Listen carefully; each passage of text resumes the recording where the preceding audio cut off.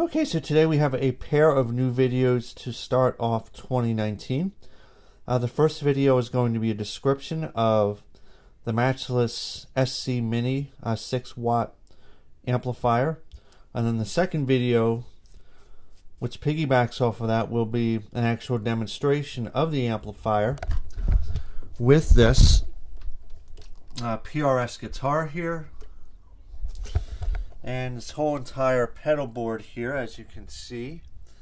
We're demoing the amp with all these pedals, so you can hear exactly what it sounds like when used with pedals. So first of all, this is a 6-watt amplifier. It has a Celestion speaker in it that was custom made for this amplifier. Bad Cat Amplification worked with Celestion to come up with its loudspeaker, so it's a Bad Cat Celestion, if you would want to call it that. This amplifier is very small. It really is very compact and doesn't weigh very much, so it's ideal to take to small gigs and small shows and that sort of thing. Despite its small size, it's a fair bit of weight to it, probably somewhere in the neighborhood of 30 to 40 pounds. It has two very large heavy-duty transformers in it. Even the output transformer is much larger than you would normally find in a single-ended amplifier.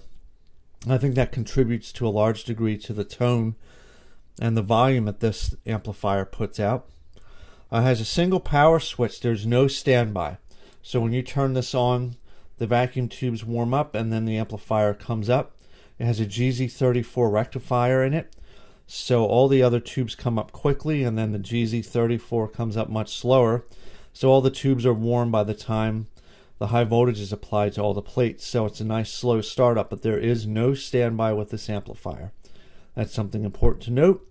You have a volume control, which I guess is sort of a gain control, but not really. When you turn the volume all the way up, the amplifier really does not break up at all. Even with the very hot pickups, the HFS pickups that are on my PRS guitar, with this volume all the way up, this amplifier barely breaks up. So if you want any breakup from this amplifier, you've got to crank the master volume to get the EL84 in the output section to start breaking up, and it gets very loud. So the gain, this first volume control, doesn't function as it would with a normal amp. You can't turn it all the way up and get any distortion or overdrive. It just remains mostly clean with a tad bit of grit. So maybe you would need to use some sort of a booster pedal or an overdrive pedal set to specifically boost the amp to get any overdrive at all at a low volume, or just use the overdrive pedal to do it. So this is a clean amplifier. It's really a pedal platform. It's meant to put all your pedals in front of. Got a cut control here. So with it all the way to the left, you have the least amount of cut, so you have the most harmonic content from the output section. And then you roll it over farther to the right, and it just sounds more bassy. It cuts more of the harmonics in the power section. And then you've got a rotary tone control, so you can turn it all the way to the left and have a thinner, brighter sound, or turn it more to the right, and you have a thicker tone that is more bass and mid-range heavy. And then, if we look at the back of the amp very quickly, got a effects loop send, effects loop return, line out, and a speaker cabinet, 8 ohm and 4 ohm. Okay, 4 ohm. Kind of unusual. You typically see an 8 and a 16, but you've got an 8 and a 4.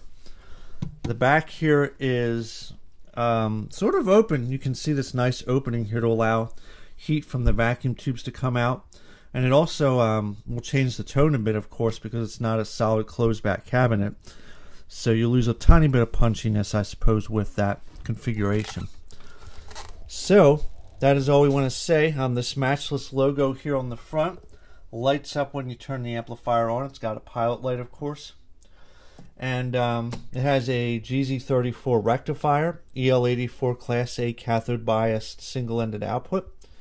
It has an ECC83 and an EF86 in the preamp section. Now the EF86 is a pentode preamp tube. It's typically used in those vintage Vox AC15s and AC30s, and it's actually used in quite a few Matchless amplifiers now, and Bad Cat amplifiers even, and a number of Dr. Z also. So a number of people are starting to use that EF86 again, But it's a very unusual configuration with this amplifier where, despite having 2 preamp stages and one of them being a high gain pentode, the EF86, it still remains very clean. So it's an unusual configuration here, but this is a very nice amp and it puts out a lot of volume. Okay, this is not a quiet amplifier.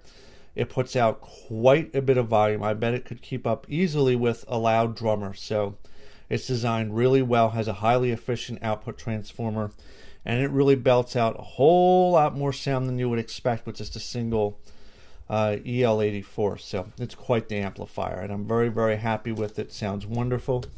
Has this pretty red Tolex and a nice solid heavy duty handle on it. All right. So that is everything. That's all we want to say about this amplifier. Next, we'll do a demo of the amplifier with the pedal board.